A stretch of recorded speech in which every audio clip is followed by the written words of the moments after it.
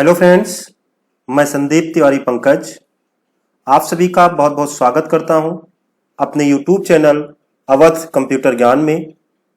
दोस्तों, आज के इस ट्यूटोरियल में हम आपको लिब्रे ऑफिस राइटर के अंतर्गत फॉर्मेट मेनू के बारे में बताएंगे। इसके पहले हमने आपको फाइल मेनू, एडिट मेनू और व्यू मेनू के बारे में बहुत ही विस्तार से बताया है। अगर आपने हमारी पिछली वीडियो नहीं देखी है तो आप ऊपर आई बटन पर क्लिक करके पिछली वीडियो को देख सकते हैं। तो चलिए सबसे पहले हम लिब्रे ऑफिस राइटर को ओपन कर लेते हैं। जैसा कि हमारा जो लिब्रे ऑफिस राइटर है वो टास्क बार में ही पिन है, तो हम यहीं पर क्लिक करते हैं और हमारा लिब्रे ऑफिस राइटर ओपन हो चुका है। तो आज के इस ट्यूटोरियल में हम आपको फॉर्मेट मेनू के बारे में विस्तार से बताने वाले हैं। इसके पहले हम अपनी एक फाइल ओपन कर लेते हैं जिसमें हमने आपको राइटर के फॉर्मेट मेनू के बारे में विस्तार से नोट्स भी दिया है, जो कि आप अपने कॉपी में नोट भी कर सकते हैं। यहाँ पे अगर आप देखें, फॉर्मेट मेनू को ओपन करने के लिए आप कीबोर्ड से अल्ट की के साथ ओ प्रेस कर सकते हैं। आप जैसे ही कीबोर्ड से अल्ट की प्रेस करेंगे और उसके साथ ओ प्रेस करेंगे तो कुछ इस तरह से आपका फॉर्मेट मेनू ओपन हो जाएगा।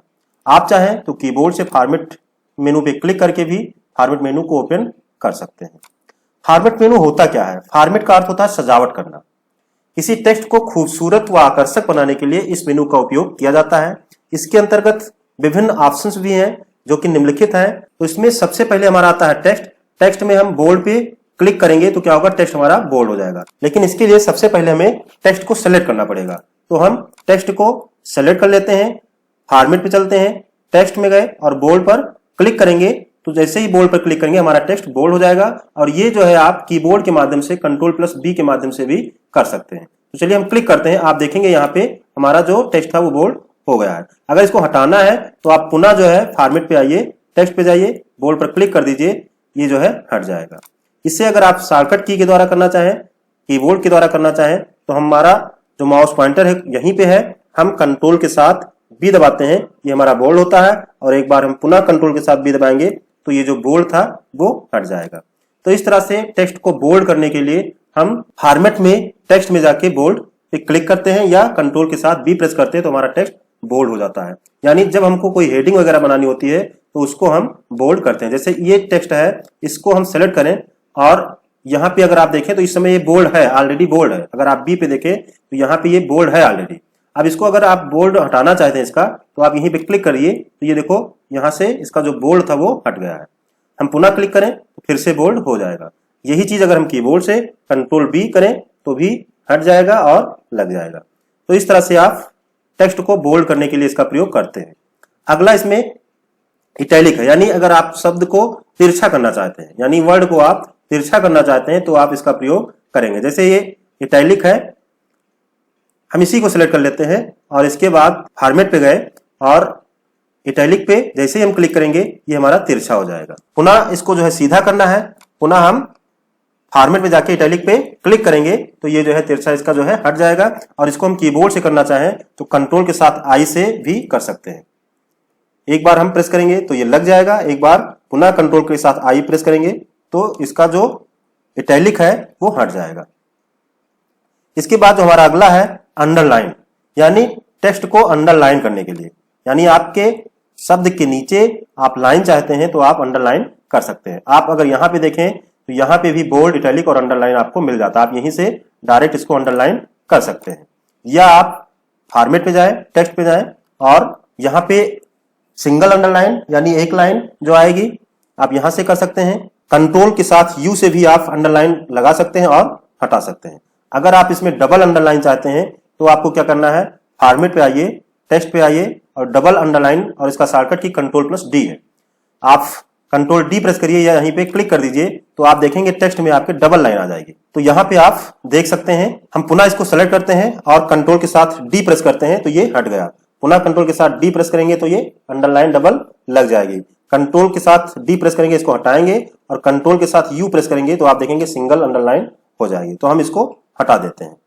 इसके बाद जो हमारा अगला है डबल अंडरलाइन हो गया।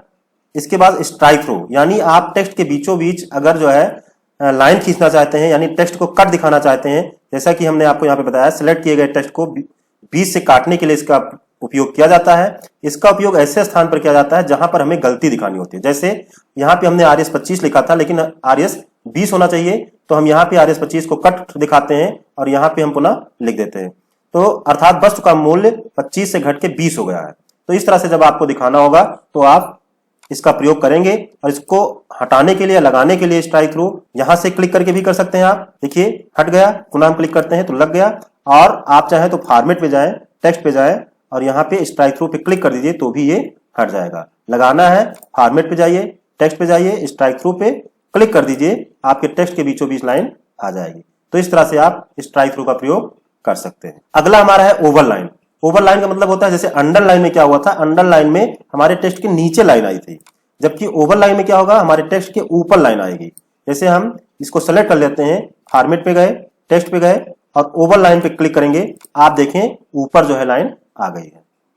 आपको ये हटाना है, सेलेक्ट कर लीजिए, फॉर्मेट पे जाइए, टेक्स्ट पे जाइए और ओवरलाइन पे क्लिक करिए, ये लाइन हट जाएगी। तो इस तरह से आप ओवरलाइन का प्रयोग कर सकते हैं। इसके बाद हमारा जो अगला है सुपरस्क्रिप्ट और सबस्क्रिप्ट है।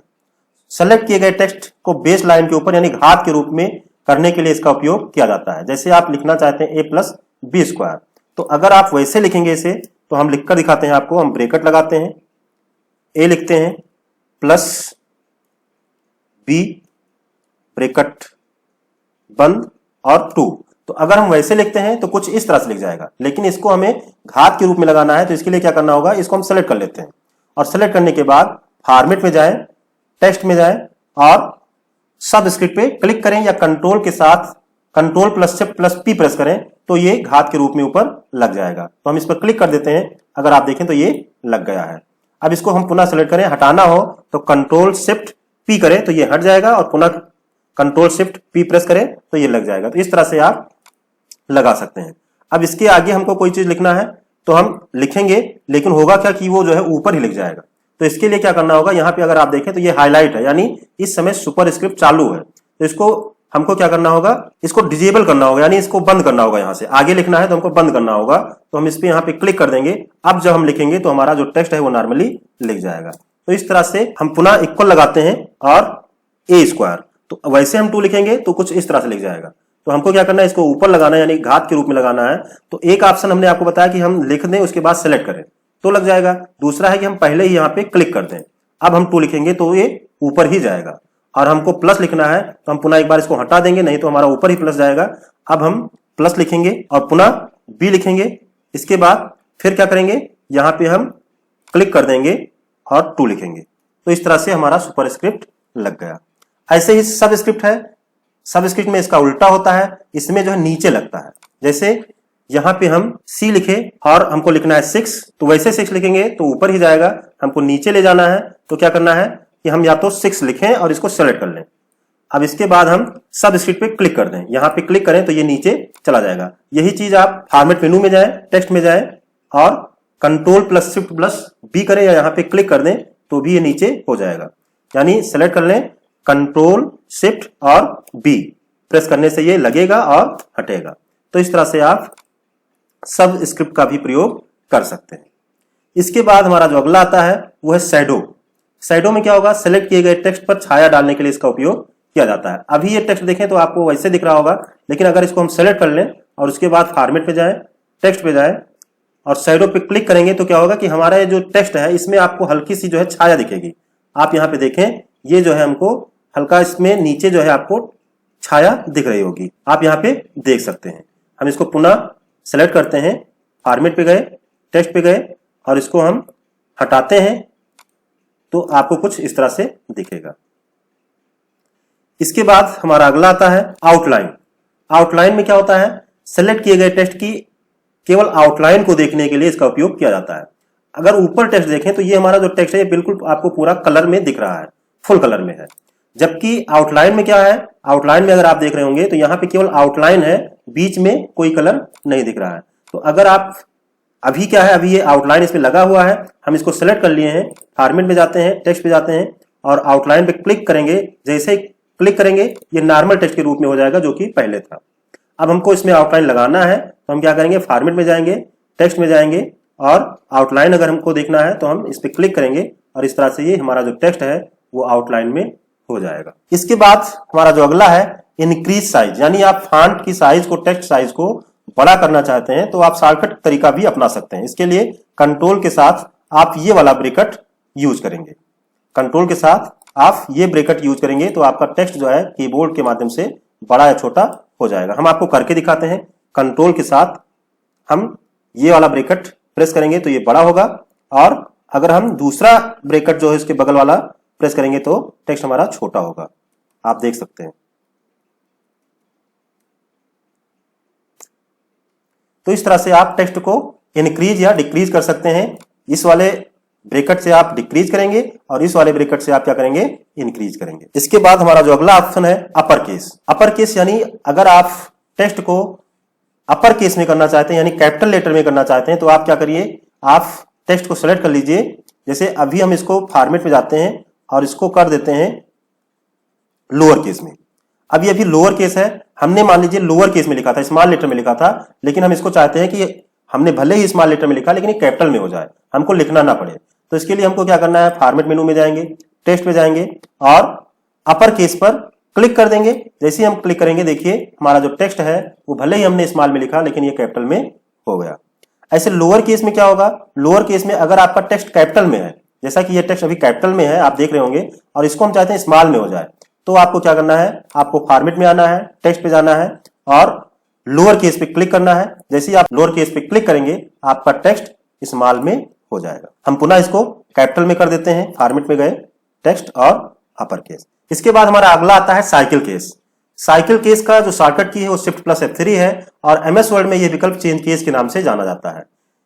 इसमें क्या होता है, ये एक केस से निकलकर दूसरे केस में जाने के लिए इसका उपयोग किया जाता है। यानी अगर हम कैपिटल लेटर में है तो हम कैपिटल से स्मॉल में जाना है, या स्मॉल से सेंटेंस केस में जाना है, या सेंटेंस केस से प्रत्येक वर्ड का हम पहला अक्षर कैपिटल चाहते हैं। इस तरह से अगर आपको एक से दूसरे में जाना है तो आप इसका प्रयोग कर सकते हैं। कैसे करेंगे, इसके लिए हम सेंटेंस को पहले सेलेक्ट कर लेते हैं और उसके बाद हम शिफ्ट के साथ F3 प्रेस करते हैं।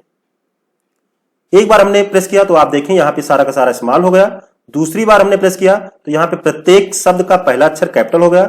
तीसरी बार हम शिफ्ट के साथ F3 प्रेस करते हैं तो इसमें सेंटेंस की तरह हो गया, यानी पहला अक्षर हमारा कैपिटल है और फुल स्टॉप तक सारा स्मॉल है। और हम पुनः शिफ्ट प्लस F3 करेंगे तो पूरा का पूरा फिर से जो है बड़ा हो जाएगा। तो इस प्रकार आप साइकिल केस का प्रयोग कर सकते हैं। इसके बाद हमारा अगला आता है सेंटेंस केस। सेंटेंस केस में क्या होता है, सेंटेंस केस अभी हमने आपको साइकिल केस में करके भी दिखाया है। सेंटेंस केस में होता क्या है कि हमारा जो पहला अक्षर होता है वो कैपिटल होता है, उसके बाद जहां तक फुल स्टॉप है, फुल स्टॉप तक सारा जो हमारा लेटर होगा वो आपका स्मॉल हो जाएगा। उसके बाद फुल स्टॉप के बाद पुनः जो पहला अक्षर होगा वो कैपिटल हो जाता है। तो इस तरह से अगर आप इसे सेंटेंस केस में करना चाहते हैं, अभी आप देखें यहाँ पे सारा कैपिटल में है, हमको इसको सेंटेंस केस में करना है तो हम फॉर्मेट में जाएंगे, टेक्स्ट पे जाएंगे और सेंटेंस केस पर क्लिक कर देंगे। आप देखें हमारा पहला अक्षर कैपिटल और फुल स्टॉप तक हमारा सारा जो लेटर है वो स्मॉल में आपको दिखाई दे रहा होगा। इसके बाद अगला जो हमारा है कैपिटलाइजेशन एवरी वर्ड, यानी प्रत्येक शब्द का पहला अक्षर कैपिटल में। जैसा कि आप यहाँ एग्जाम्पल में देख भी रहे हैं, यहाँ पे हमारा जो पहला अक्षर है प्रत्येक वर्ड का कैपिटल में आपको दिख रहा है। इसके लिए हम फॉर्मेट में चलते हैं, टेक्स्ट पे गए और इसको हम पहले अपर केस में कर देते हैं, यानी ये आपको पूरा कैपिटल में दिख रहा है। अब इसको हम चाहते हैं कि कैपिटलाइज ये एवरी वर्ड हो जाए, यानी प्रत्येक शब्द का पहला अक्षर कैपिटल में हो जाए। तो हम पुनः फॉर्मेट में गए, टेक्स्ट पे गए और कैपिटलाइज एवरी वर्ड पे क्लिक करेंगे। आप यहाँ पे देखिए हमारे प्रत्येक शब्द का पहला अक्षर कैपिटल में दिख रहा है। इसके बाद हमारा अगला है टॉगल केस। टॉगल केस में क्या होता है कि हमारे प्रत्येक शब्द का पहला अक्षर स्मॉल में हो जाएगा, यानी आपके कैपिटलाइज एवरी वर्ड जो है उसका उल्टा हो जाता है। यहाँ पे हम इसको सेलेक्ट कर लेते हैं, या हम पहले वाले में ही करके दिखाते हैं। जैसे ये वाला है, इसको हम सेलेक्ट कर लेते हैं और फॉर्मेट में गए, टेक्स्ट पे गए, टॉगल केस पे क्लिक करते हैं। आप देख सकते हैं यहाँ पे प्रत्येक वर्ड का पहला अक्षर हमारा छोटा है। इसके बाद हमारा जो अगला है स्मॉल कैपिटल। स्मॉल कैपिटल में क्या होता है, स्मॉल कैपिटल में हमारे लाइन का पहला जो अक्षर है वो आपको बड़ा दिखेगा। जैसे आप यहाँ पे देख रहे होंगे, यहाँ पे ए हमारा बड़े में है तो पूरा कैपिटल लेटर, लेकिन इसमें जो हमारा पहला अक्षर होगा वो और अक्षर की अपेक्षा वो थोड़ा सा बड़ा आपको दिखाई देगा, जैसा कि आप यहाँ पे देख सकते हैं। हम इसके लिए भी क्या करते हैं, इसको हम सेलेक्ट कर लेते हैं, फॉर्मेट पे गए, टेक्स्ट पे गए और हम एक बार क्लिक करेंगे तो आप देखेंगे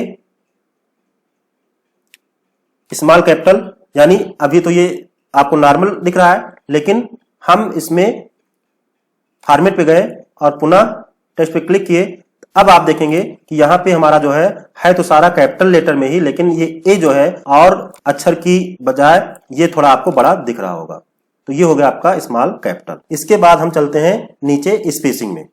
स्पेसिंग में सबसे पहले आती है लाइन स्पेसिंग 1, यानी अभी जो लाइन से लाइन की दूरी है वो कितना है, 1 फीट की दूरी है। अभी जो डिफॉल्ट हमारा वो 1 ही होता है, डिफॉल्ट जो है 1 है। और हम पुनः फॉर्मेट पे जाएं, स्पेसिंग पे जाएं और अगर हम इस पे क्लिक करें तो अब जो है आपको यहाँ पे ज्यादा अंतर दिख रहा होगा। इस लाइन से और इस लाइन की दूरी में ज्यादा अंतर आपको दिख रहा होगा। हम पुनः फॉर्मेट में चलते हैं, स्पेसिंग पे चलते हैं और हम इस बार लाइन स्पेसिंग 2 करेंगे तो यहाँ पे आप देखें 2 लाइन के बराबर आपको स्पेस बीच में दिख रहा है। पुनः हम फॉर्मेट में चलते हैं, स्पेसिंग पे चलते हैं और इसको हम कर देते हैं लाइन स्पेसिंग 1। तो अब यहाँ पे आपको अंतर दिख रहा होगा कि ये जो है इसके और इसके बीच में, यानी इस लाइन के और इस लाइन के बीच में जो है कम स्पेस आपको दिख रहा होगा। तो ये था लाइन से लाइन की दूरी, ये था आपका लाइन से लाइन की दूरी। अब इसके बाद जैसा कि यहाँ पे बताया भी गया है, लाइन स्पेसिंग में 2 लाइनों के बीच की दूरी को सेट करने के लिए इसका उपयोग किया जाता है। बाय डिफॉल्ट लाइन स्पेसिंग 1 ही होती है। यहाँ पे आपको बताया गया है कि बाय डिफॉल्ट जो लाइन स्पेसिंग है वो 1 होती है। अब इसके बाद इंक्रीज पैराग्राफ स्पेसिंग, अगर आप यहाँ पे देखें, यहाँ पे हमने आपको लाइन स्पेसिंग 1 और 1.52 करके दिखा दिया। इंक्रीज पैराग्राफ स्पेसिंग यानी एक पैराग्राफ से दूसरे पैराग्राफ के बीच में कितना स्पेस होगा वो आप यहाँ पे सेट कर सकते हैं। तो इसके लिए क्या करना है, इसके लिए हम एक पैराग्राफ यहाँ पे इंसर्ट कर लेते हैं जिससे आपको समझ में आए। हम यहाँ पे एंटर करते हैं, यहाँ पे हम टाइप करेंगे DT और F3 प्रेस करेंगे। यहाँ पे एक पैराग्राफ आ गया। इसके बाद एक पैराग्राफ यहाँ पे हम और इंसर्ट कर लेंगे। अब यहाँ पे 2 पैराग्राफ इंसर्ट है, आप यहाँ पे देख रहे होंगे। इसको हम थोड़ा जूम आउट करते हैं। यहाँ पे अगर आप देखें तो एक पैराग्राफ आपका ऊपर है और एक पैराग्राफ नीचे है। तो इस पैराग्राफ और इस पैराग्राफ के बीच में कितना स्पेस होगा ये आप यहाँ से सेट कर सकते हैं। तो इसके लिए क्या करना है, इसके लिए हम सेलेक्ट कर लेते हैं, यहाँ पे फॉर्मेट पे गए, स्पेसिंग पे गए और इंक्रीज पैराग्राफ स्पेसिंग, यानी बढ़ाना है तो हम क्या करेंगे, इंक्रीज करेंगे। तो यहाँ पे देखिए पैराग्राफ स्पेसिंग बढ़ रहा है। हम पुनः फॉर्मेट पे गए, स्पेसिंग पे गए और इंक्रीज पैराग्राफ स्पेसिंग करेंगे तो आप देखिए इस पैराग्राफ से और इस पैराग्राफ के बीच में स्पेस बढ़ रहा है। ऐसे ही अगर आपको कम करना है तो फॉर्मेट पे जाइए, स्पेसिंग पे जाइए और डिक्रीज पैराग्राफ स्पेसिंग करिए तो पैराग्राफ से पैराग्राफ की दूरी जो होगी वो कम होगी, इस तरह से। इसके बाद इसी में हम और डिक्रीज करते हैं। अगर आप देखें तो यहाँ पे हमारा जो पैराग्राफ स्पेसिंग है वो डिक्रीज हो रहा है, यानी कम हो रहा है। तो इस तरह से आप पैराग्राफ की स्पेसिंग कम या ज्यादा कर सकते हैं। फॉर्मेट में गए, स्पेसिंग और इंक्रीज, यहां से हमारा बढ़ रहा है। अगला जो इसमें है, स्पेसिंग में जाए, इंक्रीज इडेंट, यानी इडेंट क्या है, ये जो आप देख रहे हैं ये इसका इडेंट है। ये क्या है, ये इडेंट है। अभी ये 0 सेंटीमीटर पे है, इसको हम कम या ज्यादा कर सकते हैं, यानी हमारा पैराग्राफ कहां से शुरू होगा ये हम यहां से सेट कर सकते हैं। इसके लिए हम फॉर्मेट पे चलते हैं, स्पेसिंग पे चलते हैं और इसको हम इंक्रीज करेंगे। तो इंक्रीज जब करते हैं तो यहाँ पे आप देखें कि हमारा जो पैराग्राफ है ये वाला, ये यहाँ से इधर खिसक चुका है। ऐसे हम पुनः फॉर्मेट पे चलें, स्पेसिंग पे गए और इंक्रीज करते हैं तो पुनः जो है आपका इतना आगे ये बढ़ जाता है। ऐसे हम इसको घटाना चाहते हैं तो फॉर्मेट में जाएंगे, स्पेसिंग पे जाएंगे और डिक्रीज करेंगे तो ये जो है इडेंट इसका कम भी हो जाएगा। तो इस तरह से आपने देखा इंक्रीज पैराग्राफ इडेंट और डिक्रीज पैराग्राफ इडेंट क्या होता है। चलिए इसको हम हटा देते हैं और पुनः हम आगे चलते हैं। तो इंक्रीज इडेंट पैराग्राफ को राइट साइड में खिसकाने के लिए इसका उपयोग किया जाता है, जबकि डिक्रीज इडेंट का प्रयोग पैराग्राफ को लेफ्ट साइड में खिसकाने के लिए किया जाता है। इसके बाद हमारा अगला आता है अलाइनमेंट। अलाइनमेंट सेट करने के लिए इसका उपयोग किया जाता है। इसके अंतर्गत कई विकल्प दिए गए हैं, जैसा कि आप नीचे इमेज में भी देख सकते हैं। लेफ्ट, सेंटर, राइट और जस्टिफाइड, यानी 4 प्रकार के अलाइनमेंट आपको मिलते हैं, लेफ्ट, राइट, सेंटर और जस्टिफाइड। और जबकि कोई ऑब्जेक्ट अगर है तो उसको आप 3 तरह से अलाइन कर सकते हैं, टॉप, सेंटर और बॉटम। चलिए इसको भी हम करके देखते हैं। इसके लिए हम क्या करते हैं, एक नया डॉक्यूमेंट खोलते हैं और यहाँ पे हम डमी टेक्स्ट ले लेते हैं, DT प्लस इसके साथ हम F3 दबाएंगे तो हमें डमी टेक्स्ट मिल जाएगा। अब यहाँ पे अगर आप देखें तो यहाँ पे इधर अगर आप इस किनारे देखें, यानी लेफ्ट साइड देखें, तो हमारा ये जो है अभी आपको बराबर दिख रहा होगा। जबकि अगर आप इधर राइट साइड देखें तो ये हमारा जो टेक्स्ट है ये बराबर में नहीं दिख रहा है। यानी अगर आप यहाँ पे देखें तो यहाँ भी आपको अलाइन यानी लेफ्ट अलाइन दिख रहा है। अगर ये देखें तो ये हाईलाइट है। अगर हम सेंटर पे क्लिक करेंगे तो ये हमारा जो टेक्स्ट है ये बीचों बीच में आ जाएगा, यानी ना इधर से बराबर है ना इधर से। यानी कोई लाइन हमारी देखिए ये जो है हमारी इधर को बड़ी है, ये छोटी है, ये बड़ी है, ये छोटी है। तो इस तरह से अगर आप देखें तो ये किनारा हमारा बराबर नहीं है और ना ही ये भी किनारा हमारा बराबर है। तो अगर आप चाहते हैं कि हमारा ये किनारा बराबर हो, लेफ्ट बराबर हो या राइट बराबर हो या सेंटर में हो, जैसा आप चाहें वैसा अलाइनमेंट आप यहां से कर सकते हैं। जैसे अभी ये हमारा लेफ्ट अलाइन है, हमारा लेफ्ट साइड बराबर है, हमारा इस समय सेंटर में है। इधर हमारा राइट साइड अलाइन है, यानी इधर दाहिने किनारे से हमारा अगर आप टेक्स्ट देखें तो बराबर दिख रहा है, जबकि इधर से बराबर आपको नहीं दिख रहा होगा। अगर आप चाहते हैं कि नहीं हमारा दोनों किनारा बराबर हो, तब आपको जस्टिफाइड करना है। इसके लिए शॉर्टकट की भी है, Ctrl+L लेफ्ट अलाइन के लिए, Ctrl+E सेंटर के लिए, Ctrl+R राइट अलाइनमेंट के लिए और Ctrl+J जस्टिफाइड। और जस्टिफाई ही सबसे बढ़िया होता है। इसमें अगर आप देखें तो इस समय हमारा ये किनारा भी बिल्कुल बराबर है और ये किनारा भी बिल्कुल बराबर दिख रहा होगा। यही चीज आप फॉर्मेट में जाएंगे, अलाइन में जाएंगे तो यहाँ पे left alignment, centre alignment, right और जस्टिफाई अलाइनमेंट आपको मिलता है।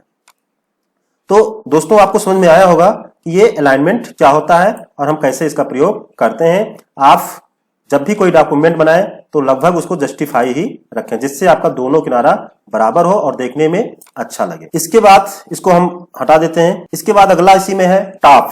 किसी ऑब्जेक्ट को एंटर पॉइंट के ऊपर, किसी ऑब्जेक्ट को एंकर पॉइंट के ऊपर सेट करने के लिए इसका उपयोग किया जाता है। अब इसका एग्जांपल हम आपको करके दिखाते हैं। इसके लिए हमको कोई चीज इसमें इंसर्ट करना होगा। जैसे हम इसमें एक टेक्स्ट बॉक्स इंसर्ट कर लेते हैं। इंसर्ट पे गए और एक हम टेक्स्ट बॉक्स इंसर्ट करते हैं। अब इसमें अगर हम कोई चीज लिखें तो ये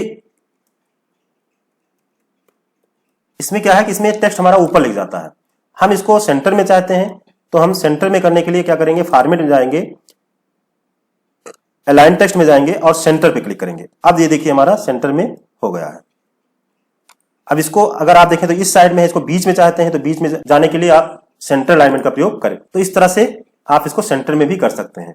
तो यहाँ पे फॉर्मेट में आए, अलाइन में जाए और यहाँ पे टॉप, सेंटर या बॉटम जैसा आप अलाइन करना चाहें वैसा टेक्स्ट को आप अलाइन कर सकते हैं। यानी जो आपका बॉक्स होगा, बॉक्स के अनुसार आपका टेक्स्ट आप नीचे चाहते हैं, बीच में चाहते हैं या ऊपर चाहते हैं, वैसा आप अलाइनमेंट कर सकते हैं। चलिए इसको भी हम डिलीट कर देते हैं। और इसके बाद अगला हमारा जो है वो लिस्ट है। विभिन्न प्रकार के लिस्ट बनाने के लिए इसका उपयोग किया जाता है। इसके अंतर्गत निम्नलिखित विकल्प दिए गए हैं जिनके बारे में नीचे विस्तार से बताया गया है। लिस्ट में सबसे पहले आपका आता है बुलेटेड लिस्ट, उसके बाद नंबर लिस्ट। तो चलिए हम एक एक करके देखते हैं। बुलेटेड लिस्ट, हम इसको पहले कुछ लाइनों को हम सेलेक्ट कर लेते हैं और यहां पे हम इसमें बुलेटेड लिस्ट का प्रयोग करेंगे। फॉर्मेट में गए और लिस्ट में गए, यहां पे बुलेटेड लिस्ट यानी इसका शॉर्टकट की भी है Shift+F12। हम इस पर क्लिक करते हैं। आप देखिए हमारे जो टेक्स्ट है वो बुलेट में हो गए हैं। आप यहां पे देखें हमारा जो टेक्स्ट है, टेक्स्ट के आगे बुलेट लग चुका है। और आप यहां पे देखें तो यहां से भी आप बुलेट को लगा सकते हैं या हटा सकते हैं। यहां से भी आप बुलेट को लगाना चाहे तो लगा सकते हैं। और अगर आप छोटी बटन पे क्लिक करेंगे तो आप कैसा बुलेट चाहते हैं उसको भी आप यहां से सिलेक्ट कर सकते हैं।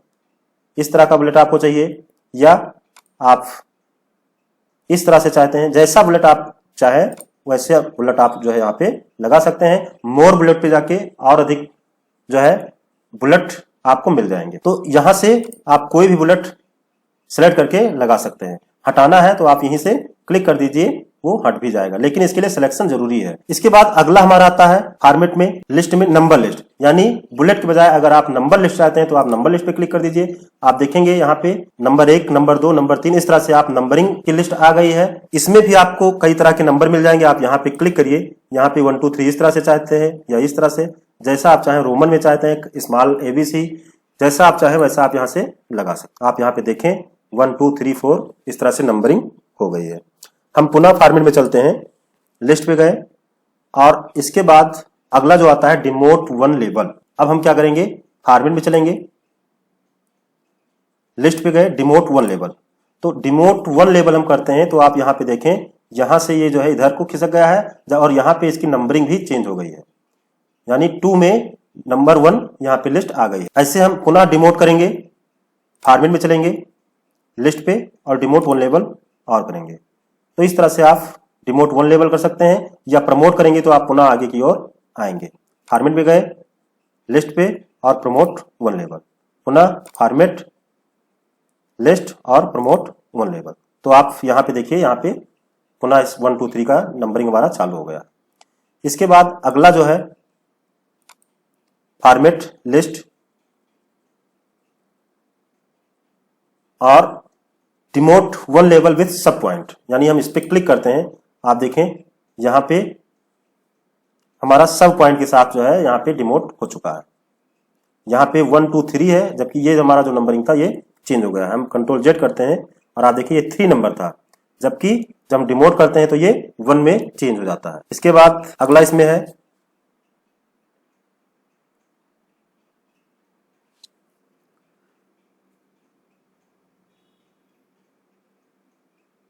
मूव डाउन मूव अप, यानी किसी को आप ऊपर या नीचे करना चाहें तो यहां से आप कर सकते हैं। जैसे अभी ये वाला जो नंबर लिस्ट है ये हमारा नीचे है, इसको हम ऊपर ले जाना चाहते हैं अगर, तो हम इसके लिए क्या करेंगे, इसको अगर हम 2 नंबर पे ले जाना चाहें तो हम फॉर्मेट पे जाएंगे, लिस्ट पे जाएंगे और इसको मूव अप करेंगे। तो देखिए ये हमारा ऊपर हो गया और वो वाला हमारा नीचे हो गया। ऐसे हम पुनः नीचे जाना चाहते हैं तो इस पर हम क्लिक किए हैं और फॉर्मेट पे गए, लिस्ट पे गए और इसको हम मूव डाउन करेंगे तो हमारा ये नीचे आ जाएगा। तो इस तरह से आप ऊपर नीचे, किसी नंबर को ऊपर ले जाना है, किसी नंबर को नीचे ले जाना है, तो आप इस तरह प्रयोग कर सकते हैं। इस प्रकार अगला है जो हमारा टूल्स है इंसर्ट अन नंबर एंट्री, यानी इसी में बिना नंबर की जो कोई एंट्री करना चाहते हैं इसके नीचे, तो आप क्या करिए, फॉर्मेट पे जाइए, लिस्ट पे जाइए और यहाँ पे क्लिक कर दीजिए इंसर्ट अन नंबर एंट्री पर। तो यहाँ पे अननंबर्ड एंट्री आपकी आ जाएगी। जहां पे आपका क्लिक होगा वहीं से जो है अननंबर्ड हो जाएगा। जैसे यही है, इसके आगे हम क्लिक करते हैं नंबर के, हम पुनः फॉर्मेट पे चलते हैं, लिस्ट पे चलते हैं और इंसर्ट अननंबर्ड एंट्री पे क्लिक करते हैं। तो यहाँ से देखिए यहाँ पे नंबरिंग आपको नहीं दिख रही होगी। हम पुनः कंट्रोल जेड कर देते हैं, फॉर्मेट पे गए, लिस्ट, इसके बाद रीस्टार्ट नंबरिंग, यानी यहाँ पे ये 3 नंबर से स्टार्ट है और हम नंबरिंग इसका शुरुआत से करना चाहते हैं या हम चौथे नंबर से जो है शुरुआत से करना चाहते हैं। तो यहाँ पे हमने अपना कर्सर रखा है और फॉर्मेट पे गए, लिस्ट पे गए, यहाँ से हम रीस्टार्ट करेंगे। तो यहाँ पे अगर आप देखें तो यहाँ तक 3 है, 1 2 3 और यहाँ से फिर 1 2 3 करके स्टार्ट हो गया। ऐसे हम यहाँ 4 से पुनः चाहते हैं तो 1 2 3 हम यहाँ से चाहते हैं कि ये 4 नंबर 1 हो जाए। तो हम फॉर्मेट पे गए, लिस्ट पे गए और रीस्टार्ट कर देंगे तो इस तरह से हो जाएगा। नंबरिंग को ऑफ करना है तो आप फॉर्मेट पे जाएं, लिस्ट पे जाएं और नंबरिंग ऑफ कर दीजिए, तो उसमें जो है नंबरिंग नहीं होगा। जिस पे आप लगाएंगे वहां से वो ऑफ हो जाएगा। इस तरह से आप और भी ऑप्शन जो है यहाँ पे उनका प्रयोग कर सकते हैं। To next paragraph in level, to previous paragraph in level, continue previous numbering, इस तरह से आप जो भी ऑप्शन का प्रयोग करना चाहें वो प्रयोग कर सकते हैं। हमने आपको bulleted list, number list, move down, move up आदि के बारे में बताया है। आज के वीडियो में इतना ही। मिलते हैं नई वीडियो में, तब तक के लिए जय हिंद, जय भारत।